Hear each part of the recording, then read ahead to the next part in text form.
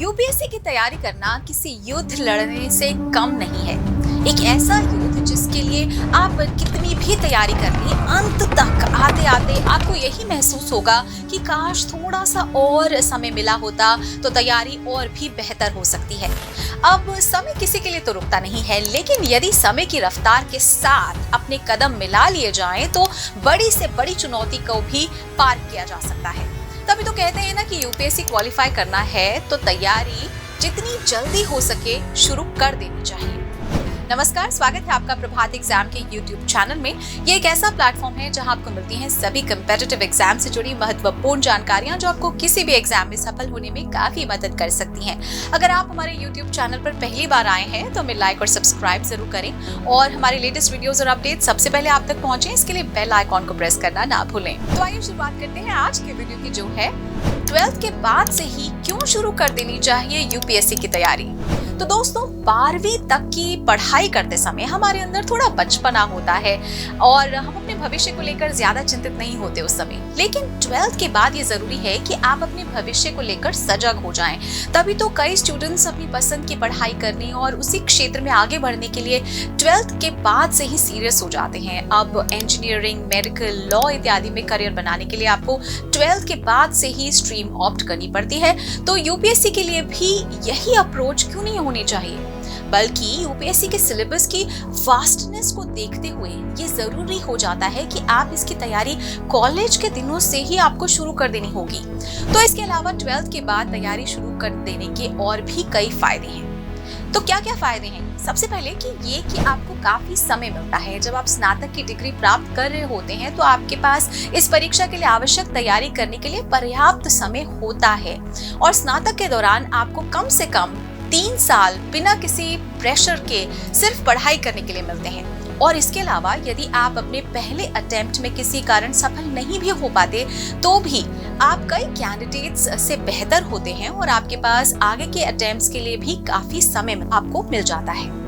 Next is career orientation. तो स्नातक करते समय आपके पास अपने लिए उपयुक्त करियर पता लगाने के लिए पर्याप्त समय होता है।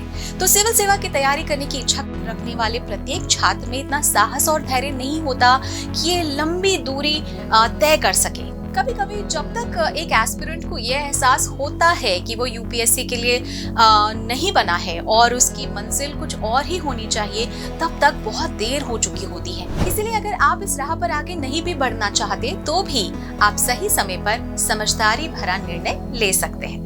Next is right use of time. तो ग्रेजुएशन का समय ऐसा समय होता है जब आपके पास काफी खाली समय होता है और इस दौरान कई स्टूडेंट्स को ये पता नहीं चलता कि वे अपने खाली समय का उपयोग कैसे करें और वो अपना पूरा समय बेकार की चीजों में वेस्ट कर देते हैं।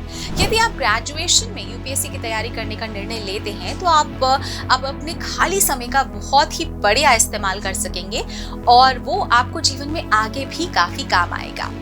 नेक्स्ट इज पढ़ने की आदत। तो यूपीएससी की तैयारी के लिए आपको पता ही है घंटों पढ़ने की आदत डेवलप करनी पड़ती है और ये आदत एक ऐसी चीज है जिसे विकसित होने में समय लगता है। अक्सर जब लोग इस परीक्षा को टारगेट करते हैं तो उन्हें सबसे पहले घंटों तक तन्मयता से पढ़ाई कर पाना सबसे बड़ी मुसीबत लगती है। तो कॉलेज में तैयारी करते हुए आप उस समय का सदुपयोग कर सकते हैं जब आप लंबे समय तक पढ़ाई कर पाने के स्किल में मास्टरी हासिल कर सकते हैं। Next is more time to strengthen weakness. तो तैयारी के लिए अधिक समय आपको अपनी कमजोरियों को पहचानने और उन पर ध्यान केंद्रित करने, हर एक दिन में सुधार करने और बेहतर होने के लिए अधिक समय भी प्रदान करता है।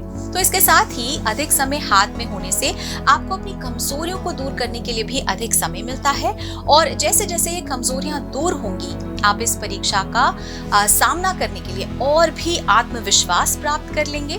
तो दोस्तों, आपने देखा कि यूपीएससी की तैयारी कॉलेज के दिनों से ही शुरू कर देने से आपको एक हेड स्टार्ट मिलता है जो परीक्षा के दिन में आपको कई कैंडिडेट से आगे खड़ा कर देता है। तो दोस्तों, अगर आपको हमारा वीडियो पसंद आया हो तो अपने फ्रेंड्स के साथ भी इसे जरूर शेयर करें और अगर आपके पास हमारे लिए कोई सवाल है, सजेशन है तो कमेंट बॉक्स में लिखकर हमें जरूर बता दें। तो जल्द ही आपसे फिर मुलाकात होगी एक नए टॉपिक पर एक नए वीडियो के साथ। देखते रहिए प्रभात एग्जाम। नमस्कार।